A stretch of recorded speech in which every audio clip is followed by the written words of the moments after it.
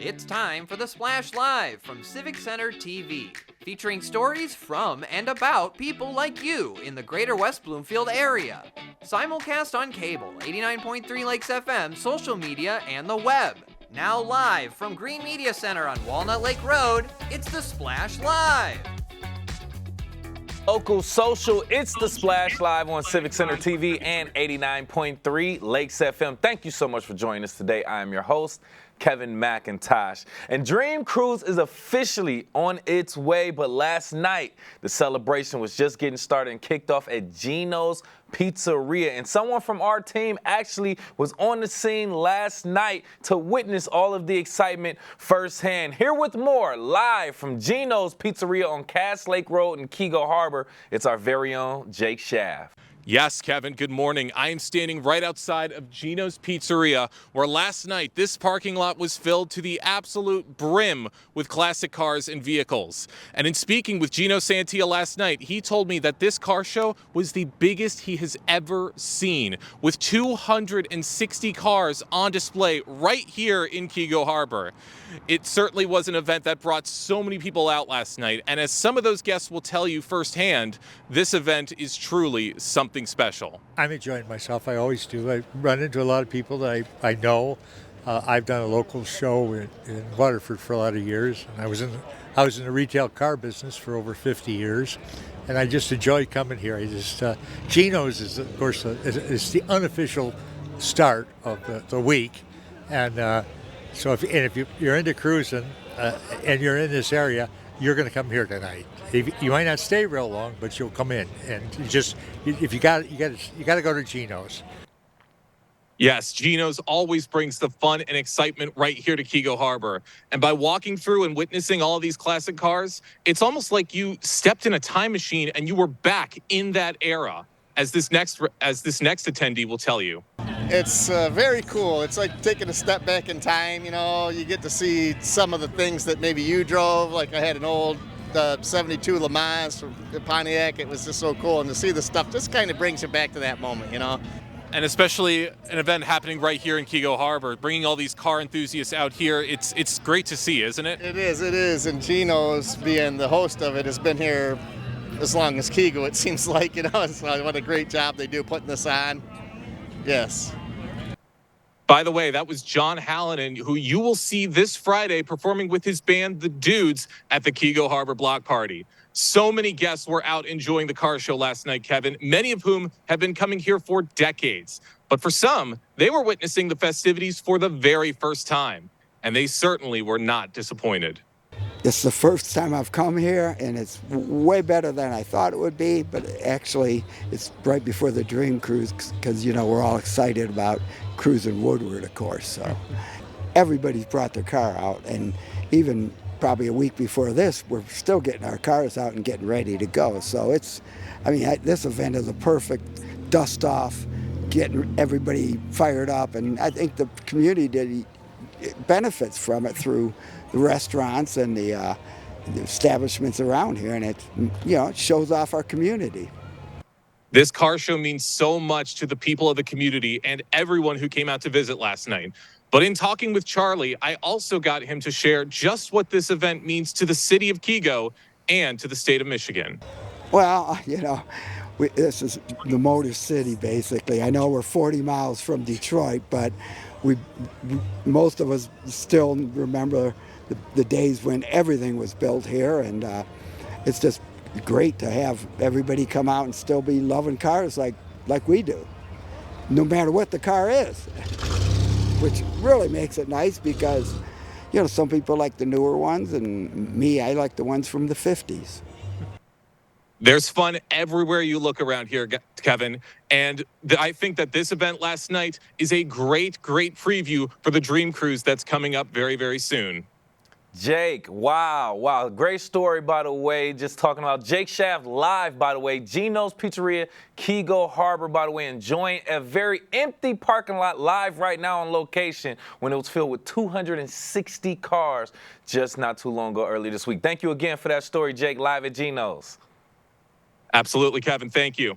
Absolutely. And that's just one of the great things happening right here in our greater West Bloomfield area that we love to share. And there's plenty more going on, which we are reporting on as we continue. So like we talked about car season currently right here in greater West Bloomfield, let's talk about football season currently underway right now in West Bloomfield. And the Lakers actually held their first official practice of the season on Monday. Finally, putting the pads on. I mean, it is real officially. Many teams do something special for their first day of practice, but the Lake Show does something special for the first days of practice. They actually lock in training, new team building, film study, straight focus, tunnel vision, literally eating, sweating, and sleeping football. They literally had a lock-in. We're looking at some of the photos from their lock-in on CivicCenterTV.com right now, courtesy of the brilliant Ari Saperstein, a West Bloomfield High School student and photographer, following the team throughout the entire journey so far this school year, or this season, I should say. Before the first days of practice, by the way, our very own Tyler Keefe went out to OAA Football Media Day to get some insights on his 2024 squad that we have with second-year head coach Zach Hilbers. Tyler Keefe alongside West Bloomfield Lakers head coach Zach Hilbers, entering your second season at the helm. An exciting year in 2023 that came really close to seeing your team compete for a state championship. How do you balance using that as motivation with also the necessity to move on and move forward with the team you got in 2024? You know, it's a good question. Like, there's two ways to look at it. You can think like, hey, we were right there, that close to your goals, and you can kind of get complacent and assume that you're going to be back there one play away like we were last year, and there's obviously no guarantee that that's ever going to happen. So you really have to attack it as, you start over with a fresh slate, with practice starting next week, just ready to go, and just understanding how hard you have to work just to get the opportunity to be in the same position you were a year ago.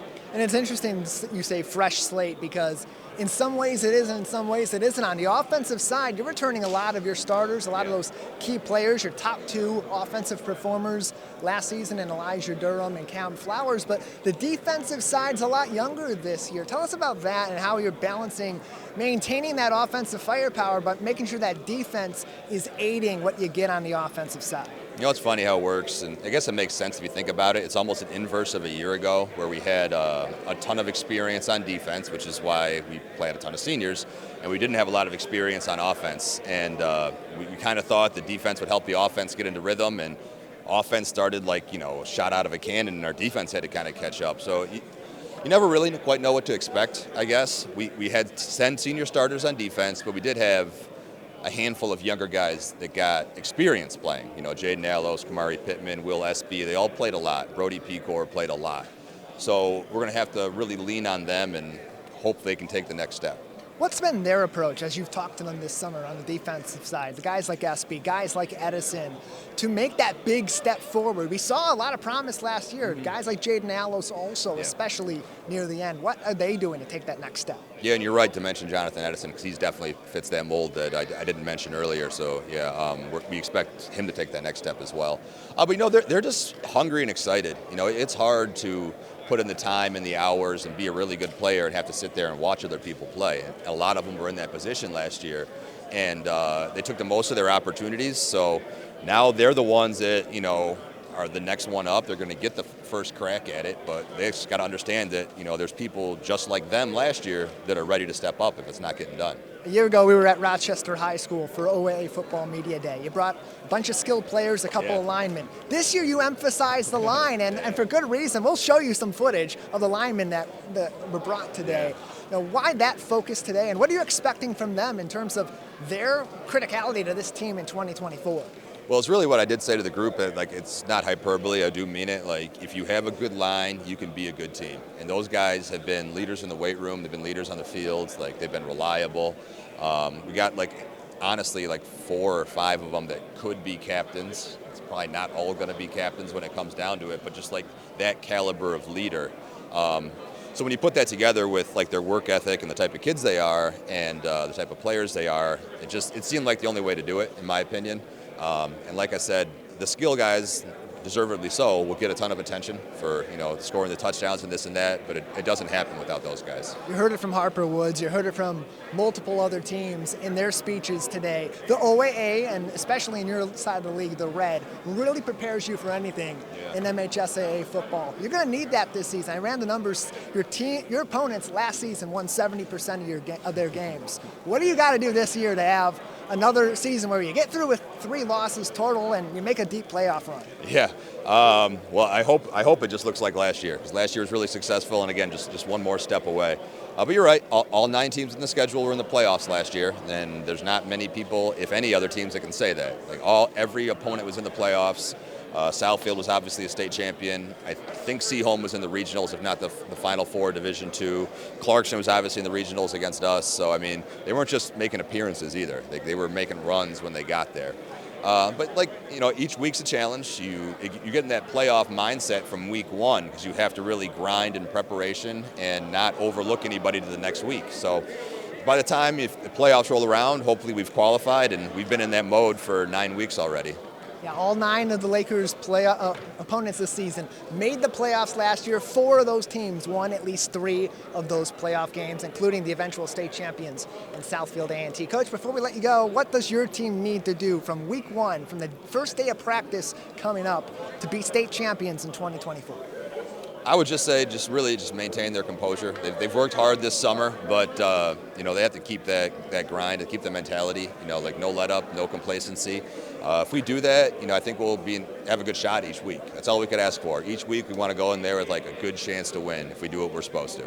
Coach Zach Hilbers, the West Bloomfield Lakers kick off their season on Thursday, August 29th. Family fun night at West Bloomfield High School against Clinton Township, Chippewa Valley, the Big Reds, coming in to Lakers Stadium. For Civic Center TV, alongside head coach Zach Hilbers, I'm Tyler Kieft. Continuously talking about Coach Hilbers, making it a point to put an emphasis on the importance of senior leadership, especially in the trenches. And Tyler also had a chance to speak to one of those key linemen, senior defensive tackle Kamari Pittman, also known as Tank. Tyler Kieft from Civic Center TV, alongside West Bloomfield Lakers defensive lineman Kamari Pittman. Tank, coming into 2024, you got kind of a fresh defensive line there. You're losing some key players, some big-time players in defensive ends, Brendan Davis-Swain and Jonathan Gabriel. You're kind of the elder statesman now. So, what are you doing in the locker room, and as you get ready to start practice with your team for week 1, to get this defensive line ready to play a really critical role in 2024? Yeah, Brandon and Jonathan both left me a great platform. They told me how everything should be ran, and that just gave me confidence to go out there and lead this year. A lot of the players that are returning on this team have gotten some reps, have gotten quite a lot playing in secondary roles, coming in for backups during injury, and especially in the special teams. How does that experience, especially in a deep playoff run like last year, get you ready for what's going to be a very competitive schedule this season? Yeah, the team chemistry means a lot to us, we all got trust in each other. We all trust each other to do each other's responsibilities. And now we just trust on the younger guys to come step in and do us right. What's it going to take in 2024 for your team to take a step forward after being quite defensively stout last year, but especially in a league like this that has so many teams that made deep runs last season too? We should use that as motivation. We lost to Southfield in the semifinals, so we know that we can make it far if we put our all into it. As long as we all stay healthy, we're going to be a great team. Formal practices haven't started yet at the time that we're recording this on OAA Football Media Day, but they start really soon. So as you've been getting ready for this season, what's been the focus of your team, especially from the captains and the seniors down to all the players that are going to be coming up in bigger roles this season? Yeah, great energy in practice, Because if we have great energy in practice all week, come game day, the intensity is going to be all the way throughout the ceiling. Kamari, anything else that we should know about your team, about this defensive line in particular, as we head into 2024? Yeah, we're young, but hey, we're coming. We're ready. 2024 season kicks off August 29th. That's a Thursday night game at Lakers Stadium against Clinton Township, Chippewa Valley. We'll have coverage live on Civic Center TV and 89.3 Lakes FM. At Rochester High School, alongside Kamari Tank Pittman, I'm Tyler Keefe. The Lakers kick off their season live, local, social, August 29th, TV broadcast right here on Civic Center TV and radio live on 89.3 Lakes FM, across our social media and Facebook page of the West Bloomfield School District as well. Now, there's been a lot of news, local news, that's been surrounding the theme of safety lately. And over the weekend, there was another unfortunate fire in our West Bloomfield community. That fire was actually Friday night, about 11:30, as well as all 6 fire stations actually responding to that home near Orchard Lake and 14 Mile. Now, the story is happening, a man, if you're watching on Civic Center TV, was much like you and me, just hanging out at home, winding down for the night when he heard an odd sound. He actually checked on it and found that it was an actual fire. But he did the right thing, called 911 immediately, and local firefighters did respond. They located the fire right as it was spreading to the attic, and they were actually able to put it out. So thank you to our firefighters. The fire was in the rear of the home as well, where we often have our decks, our grills, our smokers, things of that nature. So as a reminder from the West Bloomfield Fire Department, keep those types of fire things, keep those at least 10 feet away from combustible materials, AKA your home, also shed, garage. Keep them far as possible, as you definitely can, as you're watching these pictures from the effects of the fire on CivicCenterTV.com. More information and helpful safety tips on Facebook at WB Fire Department. By the way, the fire over the weekend is still under investigation at this actual time. To just talk about different resources from some of our local authorities, talking about mental health resources and other resources that our local enforcement uses, especially Oakland County Sheriff's Office, as the recent Sheriff Michael Bouchard spoke on providing mental health resources for his department to deal with certain incidents that they might encounter. So to give a little bit of insight on how our local police department manages mental health and utilizes other helpful resources, is joining us right here on the Splash Live, Deputy Chief from West Bloomfield Police Department, Dale Young. And just getting straight into it, how is the West Bloomfield Police Department working to support mental health programs for our officers and the community? Yes. So one of the things I'd like you to know is the fact that in West Bloomfield, in the police department, that we've been investing in mental health training for some time. One of those initiatives is actually the crisis intervention team training. It's an initiative that we've been committed to eventually get all of our officers trained in. And we've been doing that probably for like several years now. And as openings are available in the CIT training offered by Oakland Community Health Network, we're sending people at least a few officers a year. Interesting. So, I like Tyler mentioned earlier, we have to kind of look at it on both sides of the coin, if we're being real, right? Officers who deal with certain incidents on a frequent basis, as well as people or residents in the community who may be calling and dealing with mental health. So, can you speak on the resources available for is there a difference between the resources for the residents and the officers, or can you just talk about the difference? Absolutely. So everyone, including the community and the officers, have access to Common Ground Resource and Crisis Center. Their organization is open 24/7, and there's actually a phone number I'd like to share. It is 1-800-231-1127. And that phone number is available 24/7, and it allows someone to be connected with someone in the mental health field that would be able to assist them in whatever crisis that they're going through at that time. For the employees that we have a couple different avenues for them. One is our employee assistance program, and then the other one is actually our peer support team, which, as the name implies, it is made up of other police officers within the West Bloomfield Police Department that offer an ear to the officers that might be experiencing some health issues, in whatever moment. No, I get it, and trust me, as someone who knows law enforcement, best friends with some, I understand like you deal with a lot, so I know those resources are important for the officers and and for the department as well. It's not just for residents, but with us right here on the Splash Live, talking about mental health and resources in general from the West Bloomfield Police Department, we have Deputy Chief Dale Young. Now, how do you feel the relationship between local law enforcement and community mental health organizations can possibly be improved to better support individuals who are experiencing these mental health crises? I think the collaboration between law enforcement and those organizations is critical. I think it's critical for the community. I think it's critical for the officers within the department. And one way that we can improve that relationship is just to be around each other more, to educate each other on what we can bring to the table. Yes, and I think that's so important too. More collaboration between local communities who do focus on that, and law enforcement who kind of look at situations from a completely different perspective. Also, to have your word and kind of say that kind of makes sense and puts it together. I want to pick your brain about a slightly different topic. We were kind of looking through some incidents and talking about Oakland County Sheriff's Office significantly improving its drone usage. Since its initial attempt in 2012, integrating it in almost all operations. So with that being said, in what ways do you envision the use of drone technology within your law enforcement department at West Bloomfield Township?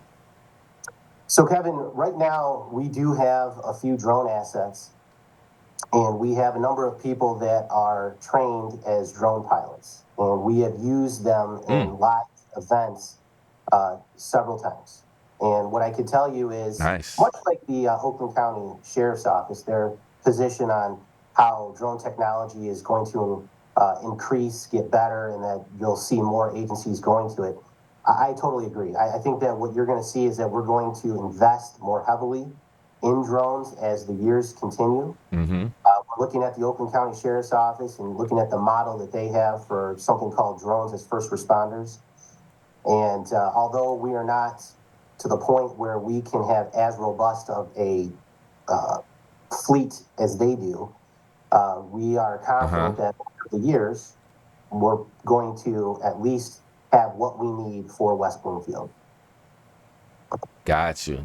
Completely understand it. And as technology grows and technology usage grows, and we start to see real live examples of our local law enforcement using these drones and actually solving some of these crimes and situations, we can only understand why we advocate for those. So with us right here live on the Splash, Deputy Chief Dale Young from West Bloomfield Police Department, just talking about mental health resources, technology resources within West Bloomfield Township. When we are using these drones, though, we have to be honest, and I'm really looking forward to your answer on this.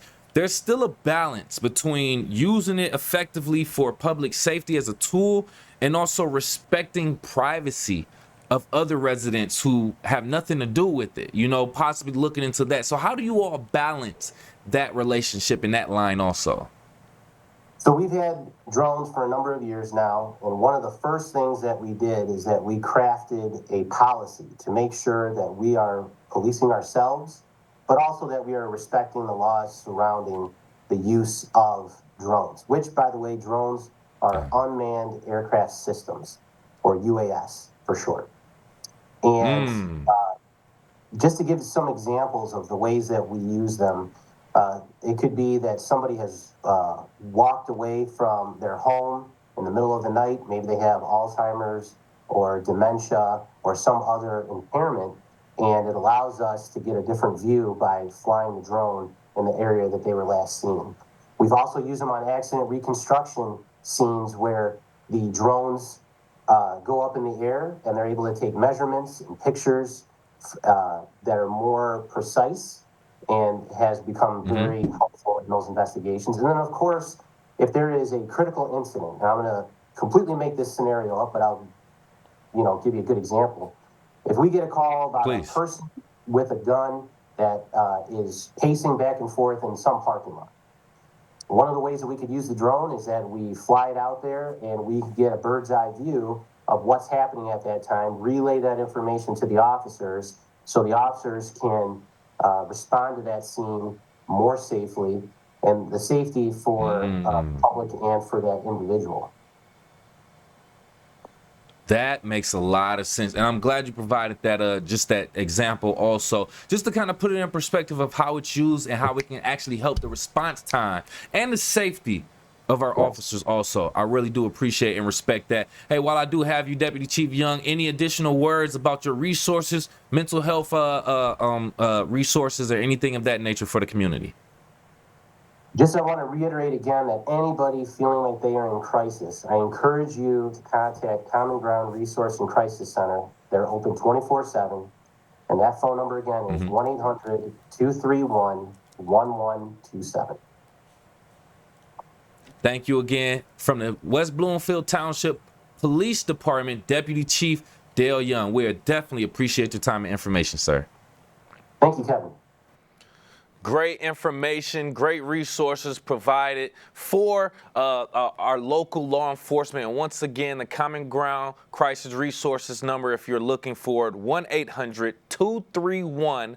1-800-231-1127 if you or someone else is in need of some healthcare resources for that. Speaking of resources, just in general for our local community, we all know it is back to school time, but for many elementary school students right here in West Bloomfield, we're looking at some different changes, especially within our elementary school system. This year will be a big change, and to explain a little bit more about those changes, we have joining us right here on the Splash Live, principal for Keego Elementary School here in West Bloomfield School District, Blaine McDowell. Just getting straight into it, Principal McDowell, how do you feel this transition, especially with Keego Elementary, will affect staff and students as it gets underway in a few weeks?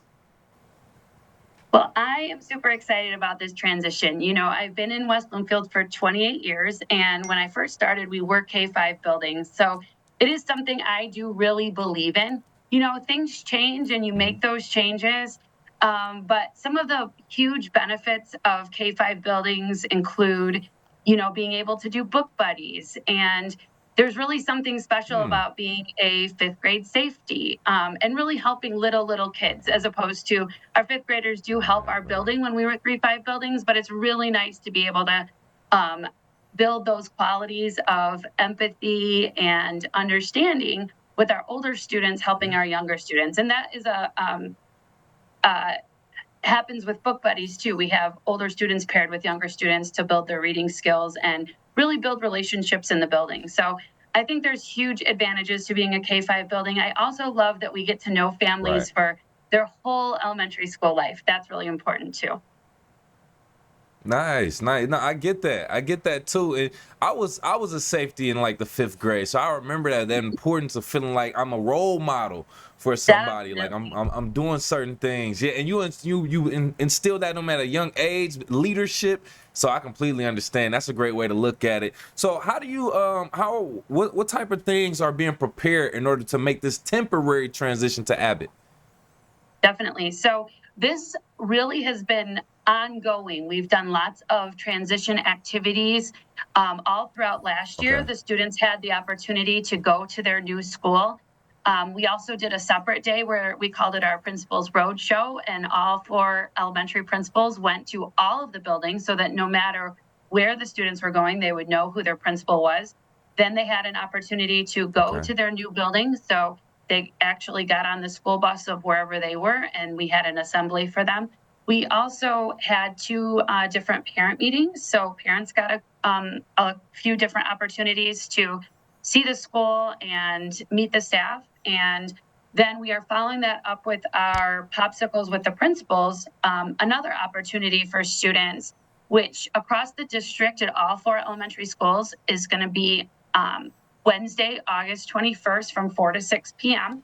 So that will be a chance to meet with nutrition, to meet with transportation, to get a West Bloomfield library card if they haven't done that yet. And then, of course, lots of our teachers will be there to meet students.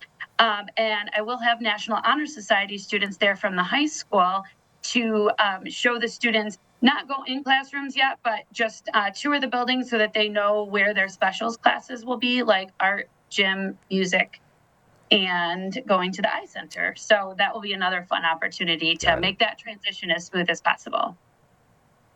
There you go. There you go. And joining me right here live on The Splash from Keego Elementary School, Principal Blaine McDowell, talking about the renovations and the changes being made across West Bloomfield School District, but affecting Keego Elementary School staff and students. Now, how does this transition, this temporary transition, affect the day-to-day operations, the everyday schedules and things that the students will be going through, and the staff as well? Well, the great news about that is that the schedule will be very similar to what students have experienced in the past, no matter where they've gone to school in West Bloomfield, or maybe if they're joining us new to West Bloomfield this year, though the day-to-day really will be very much the same. What's really important to know is for Keego is that we are at that old Abbott location at 3380 Orchard Lake Road. So for the next 2 years, the location at 4500 Walnut Lake Road will start to undergo big changes. And so for the next 2 years, families will see the demolition of the old building and the construction of the brand new state-of-the-art building that will open August of 2026. Nice. Okay, so here's an important question, right? From your perspective as principal, what type of feedback have you gotten from parents or the community in regarding this restructuring? Like, what type of feedback have you gotten so far? Well, I couldn't be more thankful for our families. We have the best families. So they have been extremely supportive, and they are really excited about the new school, especially. They're very thankful that the district was so accommodating to accommodate those requests based on where people live. We honored as many requests for the schools that parents wanted in this transition process. And they have been great. They've asked great questions. They've sent great emails, and that would be what I would really recommend. If they have questions, it's much better to send me an email. I answer emails just as quick as I can. And I'm happy to give that information, happy to call parents, happy to give parents tours, even before popsicles with the principal. I would do anything and everything to make this transition as smooth as possible. Absolutely. And we appreciate that too. With us right now, Principal of Keego Elementary School, Ms. Blaine McDowell, just talking about the transition and renovations going on within the West Bloomfield School District, but also affecting Keego Elementary School staff and students. Do you have any details, information you can share with us about the new Keego Elementary School building? Any little tips or anything? Oh my gosh, there's so many amazing things about it. So I'm like so excited to even talk about it. So the theme of the school is really going to be more of a museum type concept, learning everywhere. So wherever kids go, there will be learning. So the theme of the school is going to be Michigan. And so I give the example of if the backsplash of a water fountain had a Petoskey pattern, there would also be a placard by it that would say, the Petoskey stone is the state stone of Michigan. So everywhere kids go, it's really a concept, not just building a new school. And everything about it's high tech, it's warm, it's just going to be it's a very intentional design. Every single thing in it has a purpose. The design team, the architect, everybody that we have been working with, central office, it's a really team effort to make this most amazing design for students. I'm very blessed to be a part of the process. Oh, I can't wait. Brand new building, institution for people, and like you said, learning everywhere, interactive. I can't wait for it either. And we love that you kept us updated. One last thing, I guess, before we let you go, any additional information, or how is the school district keeping the community informed on things, and how can they find out information? Definitely. So the best way is to keep an eye on our website. Definitely read the Some More newsletter that I send every other Friday till school starts, and then every Friday once school starts. That has all the information that people will need. And with any questions, just feel free to reach out. I'm happy to call, like I said, email back, give a tour, welcome families in. Yes. Anything I can do to help them feel good is definitely my goal. And we appreciate that too. Thank you so much for being so open and honest about it and joining us right here on the Splash Live. Keego Elementary School Principal Blaine McDowell. We appreciate your time. Thank you so much. It was great to be here. Love to hear about great changes happening right here in our greater West Bloomfield community. Nice, great school of the future that will be developed for Keego Elementary School students. You want to find out more information, visit them on their Facebook, West Bloomfield Schools, or just go directly to the website, wbsd.org. As everyone gets prepared for the fall, school coming back, changes in the season, we also know that some plants will fall and die and some will actually rise. So change in nature also. That means we're also probably dealing with some plants that you may not want around, but I'm not the expert. That's why join us right here live on The Splash to explain a little bit more about these invasive plants. We have WB Parks naturalist Lauren Azuri join us on The Splash. And just so we have background knowledge for the rest of our discussion, can you just tell us about Phragmites and knotweed and how they affect our local ecosystems, please, Lauren? Yeah, so they're one of many invasive species. So I normally get to come on here and talk about really exciting, fun things. Unfortunately, this is, invasive species is kind of more of a gloom and doom kind of conversation. But the good thing is there are things we can do to mitigate and to get rid of them and to put new, better plants in. So all invasive species basically means is that it is coming from another part of the world. It is not native to our area. And oftentimes what happens with invasive species, they can take over.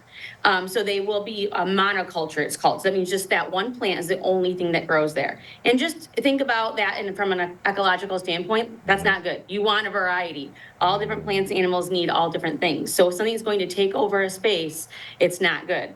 The other thing is things like Phragmites can actually change the pH of the water, which means that it can change what can live there. So if Phragmites is too abundant in an area and continues to take over lakesides, frogs will move out.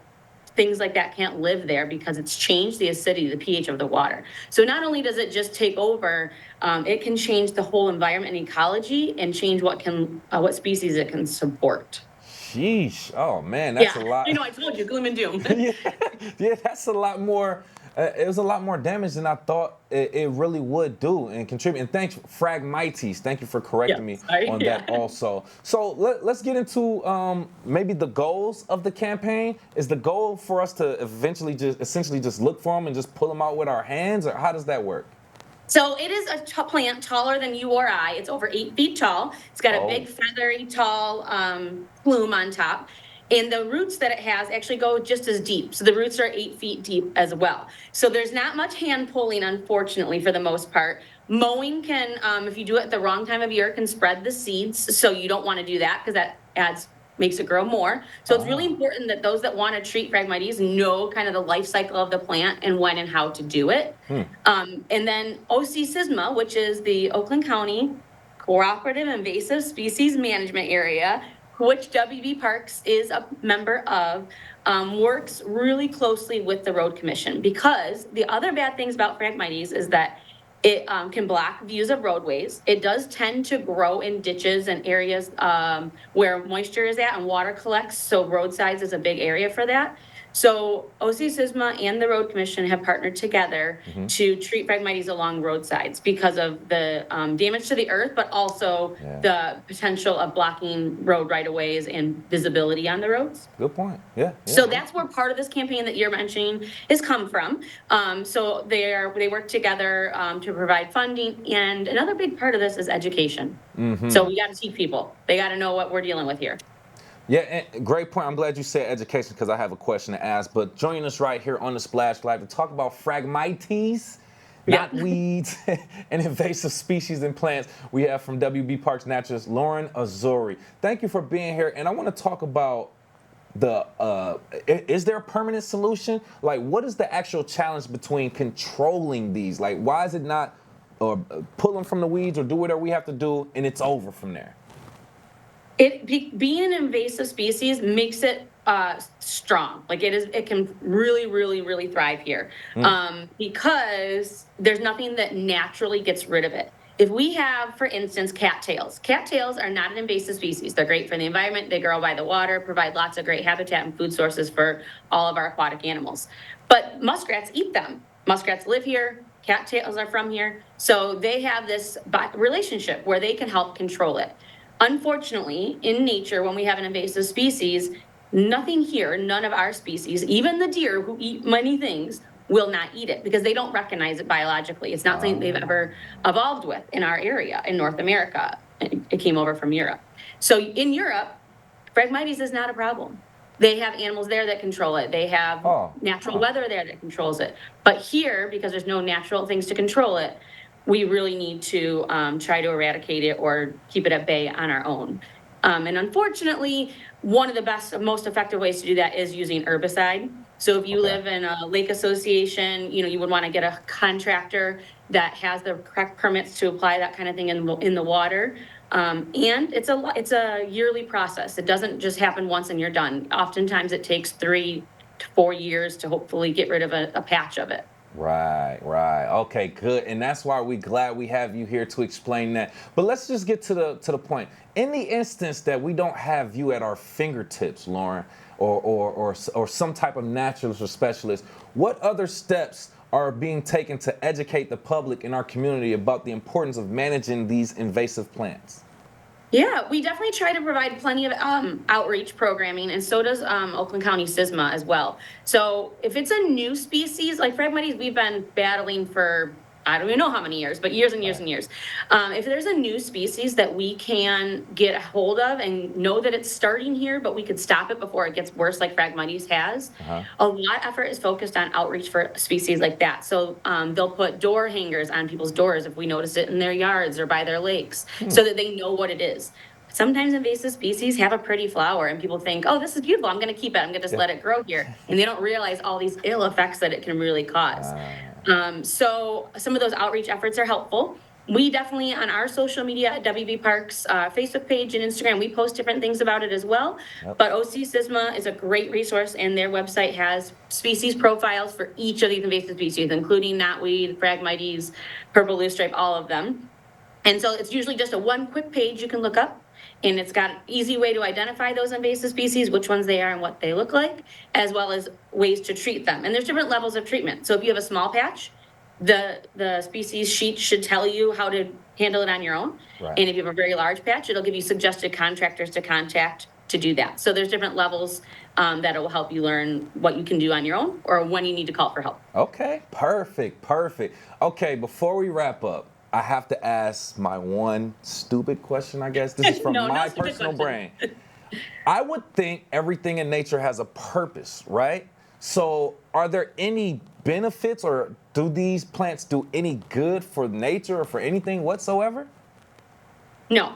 Oh, wow. So I can even make a case, I can plead a case for native wasps, even though they sting and people hate them. I can't plead a case for anything that's not native from here because it doesn't really give us ecological value. So what has happened is humans have intervened. They brought them over in ships for cargo hold, or they thought that would be a good food source. Like a lot of invasive species have been brought over here purposefully without realizing the repercussions years and years ago. Or one silly thing that we do is that we might have it in our boots or in our mowers. So what the Road Commission has been doing is that they will clean their mowers off. So they actually will wipe their blades now when they mow an area with Phragmites and then move on to another area, because they, in the long run, without me knowing it, could have been spreading that. Same with you and your neighbors, right? So yeah, unfortunately, Kevin, I always like to look on the bright side. Normally, you know that I am like an optimist. But with invasives, there is no ecological value if they're not from that area. If you want to go to Europe and check out the Phragmites there, I'm sure it's got lots of value. But here, unfortunately, it does not. I just knew you were going to say yes, but I'm so glad you were honest and told us, no, these don't really even belong here. They're not native here. And when you say that, it makes a lot of sense. I want to thank you so much again for joining us and giving us your information. Once again, from WB Parks Naturalist, we have Lauren Azori talking about these invasive species, knotweeds and Phragmites. We appreciate your time. Thank you. I learned a lot during that interview with Lauren. We appreciate her talking about Phragmites, knotweeds, and other invasive plants and why we need to put in the effort to get rid of them. Find out more information about that, wbparks.org. More information from our naturals team at WB Parks, by the way. Speaking of native plants, here in Michigan, former Michigan Wolverine head coach Jim Harbaugh will be serving as honorary captain for the Wolverines' 2024 season and home opener against Fresno State, which is Saturday, August 31st. Now, if you don't know, he's actually been hit with a 4-year show cause penalty and a 1-year coaching ban by the NCAA. But to put more perspective on it and add a little bit more sauce to it, we have someone joining us here on the Splash Live, co-owner of Frameable Faces and West Bloomfield resident, Michigan alum. We have Doug Cohen joining us on the Splash. Thanks for being here, Doug. Hey, thanks, Kevin. How you doing? Man, doing pretty good. We got a lot going on with football season in general in Michigan. I want to talk to you about a few things first and foremost. Jim Harbaugh coming back after these penalties and things of that nature. Let's just talk about that. How do you think Jim Harbaugh's return as honorary captain for the Fresno State game will impact the team in the fan season opener? Well, I think it'll probably get everybody a little bit hyped. You know, I think the home opener is always going to provide a little bit of hype anyway, just because it's the return of the season. But, you know, with a schedule that includes teams like Oregon and Texas and USC and Washington, you know, you don't want to overlook a Fresno State because they play pretty good football at Fresno State. So I think when Jim Harbaugh returns as the guy who, you know, led us and was part of that national championship, right, I think it'll get everybody pumped up and hyped, and I think he'll be welcomed back, you know, as a conquering hero, so to speak. Yeah. I think a lot of people will have a lot of love for what he accomplished as the head coach last year, in the last 3 years especially. Right. How can you not love that? Bringing us a national championship. But listen, I understand that. You can't take your foot off the gas with Fresno State. I'm old enough to remember Appalachian State, so I remember that. So Absolutely. I want to talk about something real quick. These NCAA penalties against Harbaugh. What are your thoughts and how this might affect Michigan football's reputation and future recruiting efforts? I want you to try to be as non-biased and objective as possible. Right. Right. Well, okay, so I honestly, I don't think it's going to impact our reputation or future recruiting that much. Okay. I honestly don't. I think a lot of people are pretty hip to the idea that the NCAA is not typically, or you know, they're not the arbiter of what is fair in most people's eyes anymore. And so whether you already hated Michigan or whether you love Michigan or whether you're kind of somewhere in the middle, even though there's not a lot of people in that middle, you either kind of love us or hate us, I think, because we're, you know, the number one program of all time. But bias aside, I think when, you know, Sharon Moore goes out and sits in front of a recruit and talks about everything that Michigan has to offer, you know, as an institution, as a tradition, as a football program, when it comes to facilities, resources, all the things that Michigan brings to the table, that's really what matters when it comes to, you know, our continued efforts towards excellence. Right. And I think that will resonate with people just like it always has. I really do not believe that these sanctions on a coach who is no longer here is really going to impact what we do going forward. Exactly. That's just what don't. I'm saying. I agree with that. Might be my bias showing too a little bit, Doug, but I agree with you 100%. Join us right here on the Splash Live, co-owner of Frameable Faces, West Bloomfield resident, and Michigan alum Doug Cohen, just talking about Michigan football season, and these penalties with Jim Harbaugh. Just real quick, just going back to that real quick, as an alum of Michigan, I don't know if you engage with people from other universities and whatnot, but have you heard anything? What's their perspective on Michigan football, or Jim Harbaugh with these violations now? I think it kind of depends on who you talk to. I think when you talk to people who are, you know, I think well, put it this way. When I talk to people who are elsewhere, even then, a lot of them, because I have a connection with them, or if I have a connection with them, usually it traces back to Michigan. So, you know, I don't talk to a lot of people from Ohio or that never had any connection to Michigan at all whatsoever. If there's people that have kind of come through other places, like I have friends that are coaching all over the place, and not at Michigan, and they kind of know the deal. And everybody who knows Jim Harbaugh knows that he's an upsetter. He'll upset the apple cart. He'll come in and push the envelope on a lot of things, and he doesn't care whose feathers he ruffles. I mean, he started doing that from the day he stepped on campus. If you remember, with all those satellite recruiting camps that really got people in a fury, especially. I mean, he caught the attention of some SEC coaches who were like, "Hey, you can't come down here into our territory and run satellite camps." The NCAA kind of didn't know what to do with that because it was kind of a gray area. He'll find the gray areas and he'll push it. Yeah. And I think people know that about him. And I think people know that the NCAA is kind of a joke in a lot of ways. Yeah. A little subjective. And if you remember also, Jim Harbaugh was also an advocate for players. He was a player advocate on a lot of topics that put the NCAA in not such a great light. And you got to wonder how much of that influenced how hard they went after him. No, I know exactly what you mean, Doug. And trust me, I was thinking that too. That's all. We can go down a rabbit hole with that. But no, I 100% thought of that too. But us advocating for him, they'll say we're just being biased. But that's neither here nor there. Let's talk about a local resident. Grew up right here in West Bloomfield, Donovan Edwards. How does it feel to see Donovan Edwards, a West Bloomfield native, actually taking on a significant leadership role at Michigan? It's great. It's great. And I was fortunate enough the year that they won the state championship, which was the COVID year, and they were only allowing 150 people at one point to come to the games. And I was able to go to most of those games and watch Donovan throughout his high school career. One of his teammates on that team was somebody who I considered a nephew, may he rest in peace, Caleb Kelly, who died by suicide. And that, ties into, I think, what we're also going to talk about a little bit with Donovan and mental health, which is really important to Donovan. And Donovan has struggled with it a little bit, and he's been vocal about that. So I think Donovan's journey has been, met with some challenges along the way, and I think he's acknowledged them, and I think he's taken them on. And to see him continue to see his continued growth, I had a chance to sit down and talk to him a couple weeks ago. I'm excited for Donovan, and I'm excited to see what he does as a senior, because people, I think, underestimate how important that journey from freshman to senior at Michigan, how important that is, because not everybody goes all 4 years. People transfer, people leave early.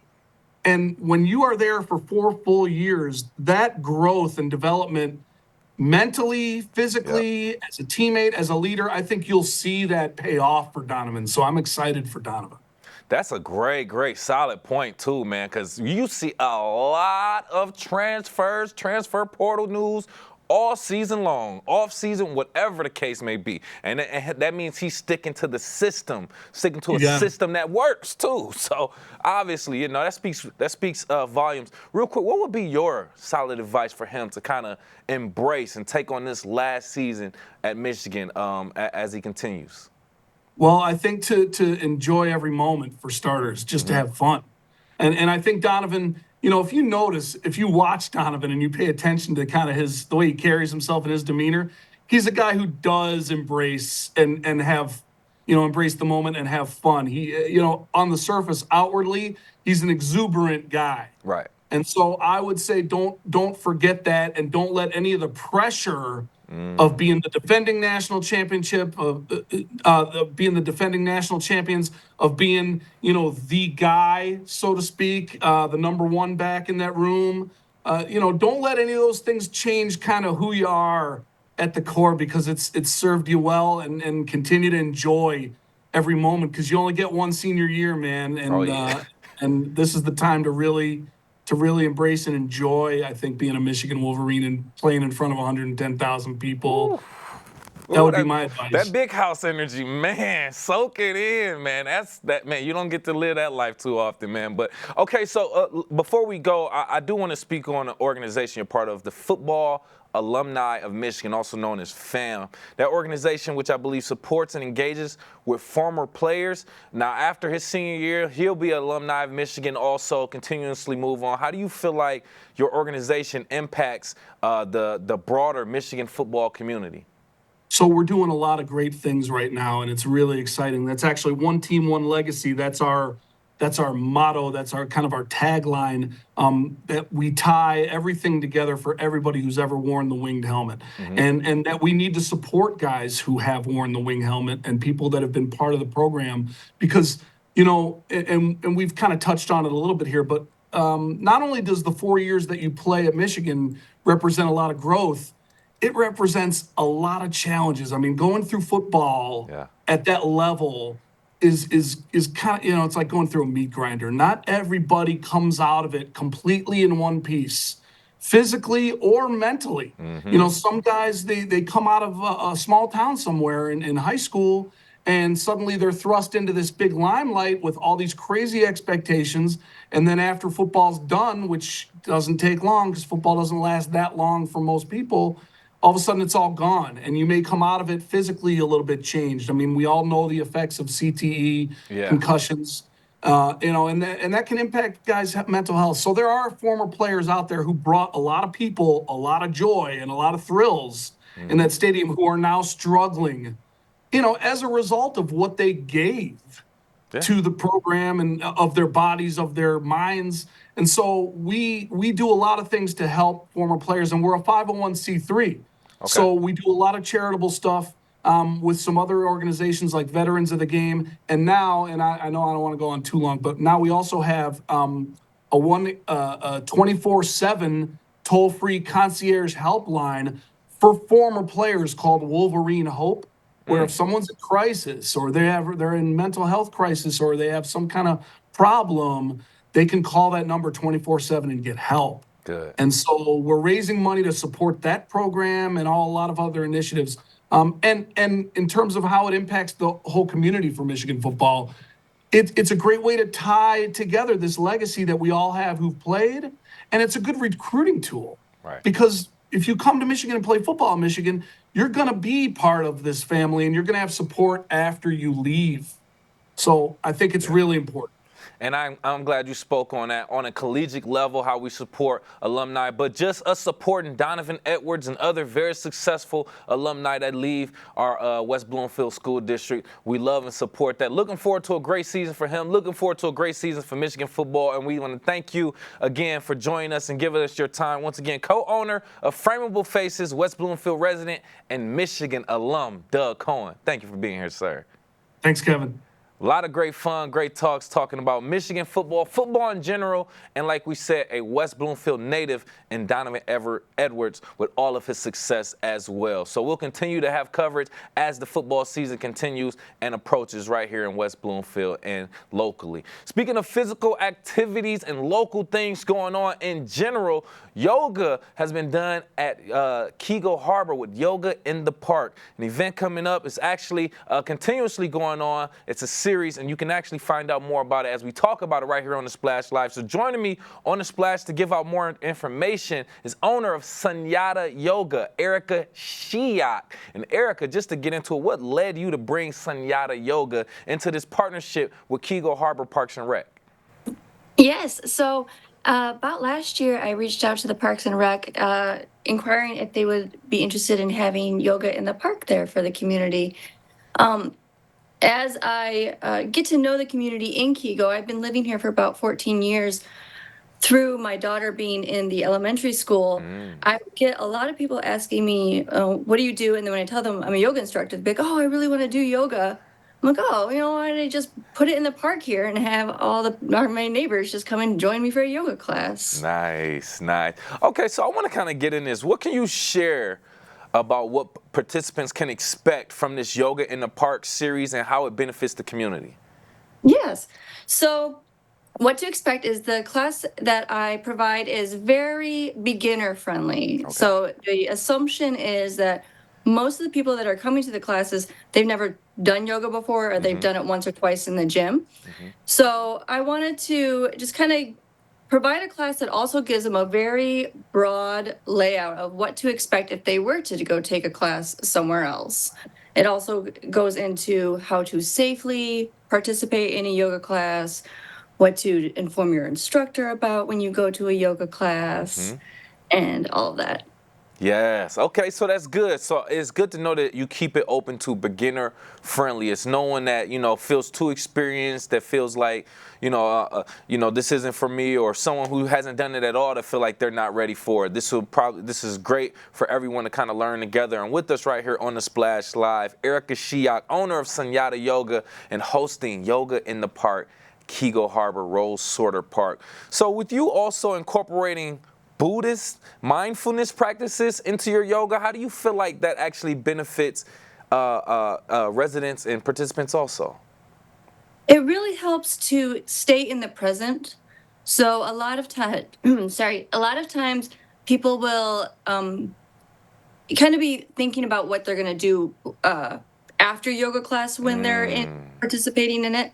And it keeps them staying focused on the sensations of their bodies, to not see their body in a too negative or too positive light, just kind of allowing them to stay present, noticing the sensations, and staying in a mind frame that doesn't allow them to kind of spiral in a certain direction. And we want to thank Erica Shiak for her time as we kind of run short on time, but Sunyata Yoga hosting Yoga in the Park at Keego Harbor, Parks and Rec. You want to find out more, visit them on Facebook, KH Parks on Facebook, or go to keegoharbor.org for more information. But the other things going on locally, we will get into right here on the Splash Live. We are live, local, social. It is the Splash Live on Civic Center TV and 89.3 Lakes FM. Thank you so much for watching.